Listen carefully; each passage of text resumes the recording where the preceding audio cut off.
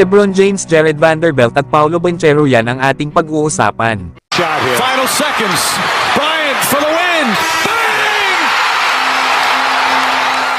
LeBron James gagawa na naman ng history sa mundo ng basketball.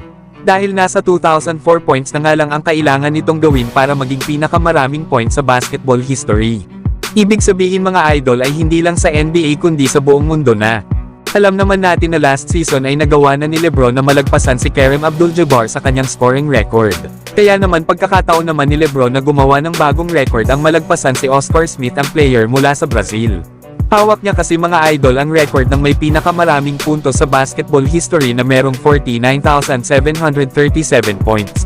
Na para nga malagpasan ni LeBron ang record na ito ay kinakailangan niya ma-maintain ang average na 26 points kahit sa minimum na 75 games next season. Na mahihirapan na nga mga idol na maabot ni LeBron ang nasabing 75 games. Lalo at nagkakaroon na rin ito ng mga injuries dahilan ng pagbaba ng kanyang mga nalalaro sa bawat season. Katunayan sa 5 seasons na nakalipas ay hindi na lumalagpas si LeBron ng 67 games. Na kung magagawa nga ni LeBron na pumasok muli ng playoffs, ay malaking tulong ito para malagpasan niya na ang record ni Oscar Smith sa may pinakamaraming puntos sa basketball history.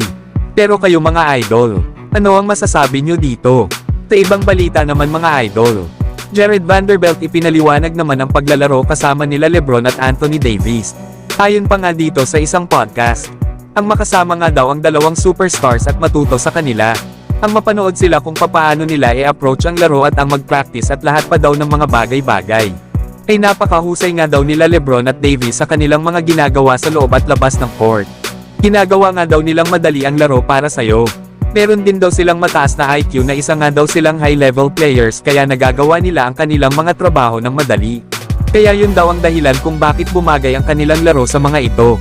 Dagdag pa ni Vanderbilt bagamat kakaunti nga lang daw ang mga panahon na pinagsamahan nila after noong All-Star break, ay tinanggap pa rin daw sila at tinuruan ng mga ito, na kung saan ay ginawa daw nilang mas smooth ang kanilang transition hanggang sa magsimula ng mag-click ang kanilang samahan. Na mas lumalim at tumaas pa nga daw ang kumpiyansa ng kanilang bagong kupunan. Lalo na noong magawa nilang talunin ang Dallas Mavericks noong February 26. Ito nga ay sa kabila ng pagkakaroon ng Mavericks ng 27 points lead laban sa kanila. Pero sa huli ay nagawa pa rin ng Lakers na manalo sa score na 111-108. Kaya doon daw talaga sila naniwala na magiging mahusay silang kupunan. Yan nga mga idol ang mga sinabi ni Jared Vanderbilt. Na hindi na rin naman nakapagtataka kung bakit sila nakarating hanggang sa Western Conference Finals. Ito nga ay dahil na rin sa nabuong chemistry ng kanilang kupunan. Na last season nga ay nag-average naman si Jared Vanderbilt ng 7.6 rebounds, 1 steal at 0.2 blocks per game. Na dahil dito ay binigyan siya ng Lakers ng $48 million deal sa loob ng 4 na taon. Kaya asahan na natin mga idol next season, na isa talaga ang Los Angeles Lakers sa mga contender team lalo na sa West.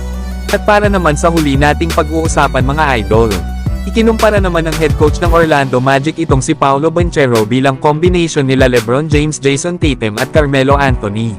Lalo at meron nga daw itong passing skills at meron din daw itong ability na makascore sa kahit saang area. At yun nga daw ang kakayahan na meron itong si Paolo Banchero. Na ayon pa sa head coach ng Orlando Magic, na ngayon nga daw ay hindi mo pwede ikumpara ang isang player sa iisang player sa ngayon o isa man daw yang legend. Lalo at ang bawat manlalaro ay unique. Tatangkad kasi mga idol ni Paolo Banchero na 6'10". Ay kaya nito ang magdala ng bola at kaya niya ring gawin ang lahat. Kaya nga nito ang gumawa ng playmaking, scoring at depensa.